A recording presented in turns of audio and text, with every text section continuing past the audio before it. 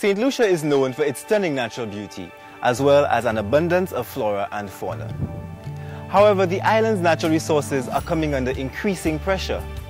All of our major industries, including tourism, agriculture, fishing, and construction, depend upon the sustainable use of our natural resources. To help preserve those limited assets, St. Lucia has implemented a program for economic and agricultural diversification and poverty reduction through integrated natural resource management.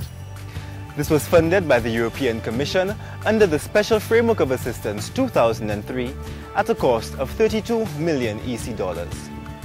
One of the main components of this initiative is the 14 million EC dollar Environmental Management Fund, which is managed by the Banana Industry Trust. I'll be back in just a moment with an in-depth look at how this money is being spent to benefit the lives of all St. Lucians.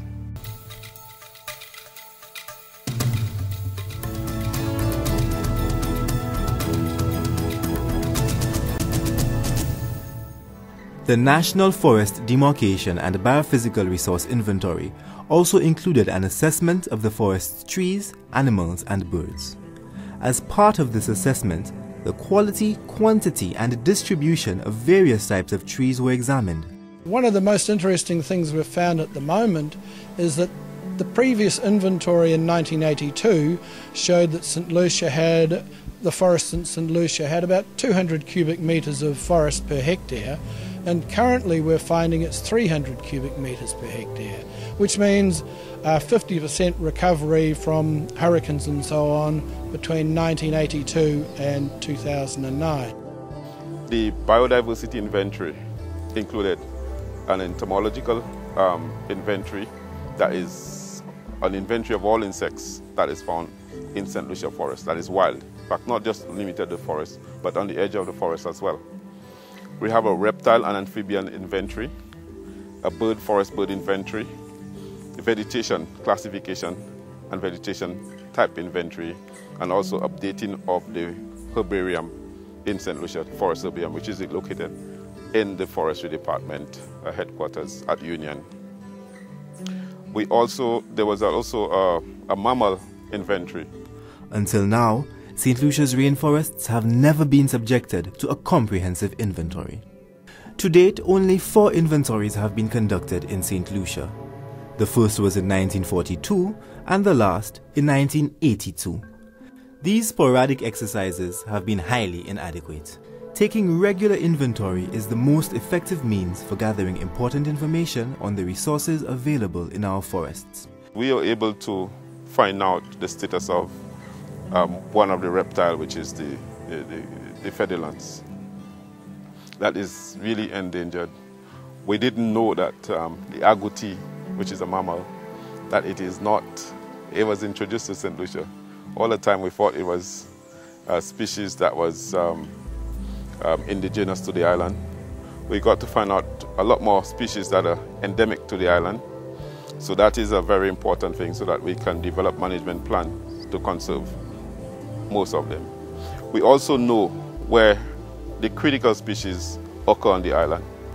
For example, most of the endemic species, most of the species that we know that are endangered, we know where they are. We also have an idea of the habitat status, and that's important that we protect the habitat. The vegetation, not just fauna or wild animals, we also concern about flora as well. This assessment gave a greater understanding of the forest's biodiversity and has led to recommendations for sustainable management practices. Why would St. Lucia care about this being done? It's about stewardship. All citizens are stewards of their nation. And this became codified by something called the Rio Treaty, that every nation is responsible for the stewardship of the species that occur within its nation, and knowing what is there is required before you can be a steward. So that's what we're part of, is coming up with what is here and what are the values of those things. When we come back, we'll take a look at other environmental projects happening around our island.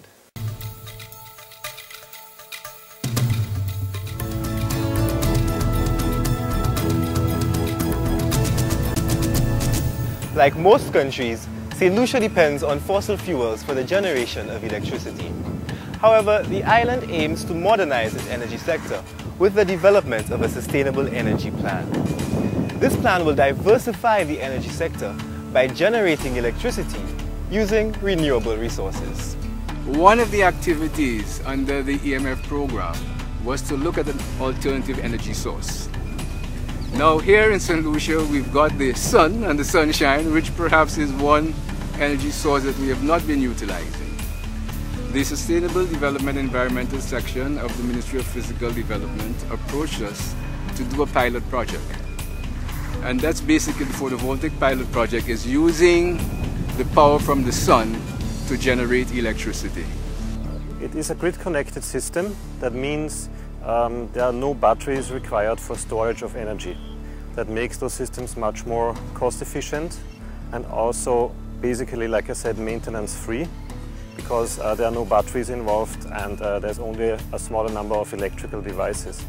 How it works, the electricity is synchronized to the electricity from the utility company, and whenever there is a situation that the solar system produces more energy than it is actually required in the building, the electricity will be fed back to the grid, and the electrical meter would record that by spinning backwards. And in situations where more electricity is needed than the system produces, well, electricity flows into the building as normal. This system here on the National Trust building will generate a peak of 12 kilowatts. Now, there are two other systems to be installed under this project. The next one being the Castries Market, 4 kilowatts approximately, and the Before Comprehensive Secondary School Campus B, 2 kilowatts. And apart from having the panels on top of the roofs, there will also be displays, digital displays that will be able to show the public how much power is being generated. The photovoltaic project in St. Lucia is part of our overall involvement in the CARICOM region. We are promoting renewable energy. We assist the governments in improving the framework conditions for the use of renewable energy and energy efficiency. And as part of our activities in St. Lucia, we were involved in the technical specification of the 3 photovoltaic plants here in St. Lucia. We have selected the market as a very central place in St. Lucia to make the public aware of what photovoltaic can do for the energy system or energy sector in St. Lucia. The photovoltaic demonstration project will give St. Lucians access to a renewable source of energy. This will contribute to our economic development by reducing the country's reliance on fossil fuels, which have very volatile prices. It also allows St. Lucia to do its part to safeguard the environment by using a cleaner energy source. By working together, we can develop our nation in a sustainable way. We should all aim to allow future generations to inherit a St. Lucia that is as beautiful and rich in biodiversity as the one we enjoy today.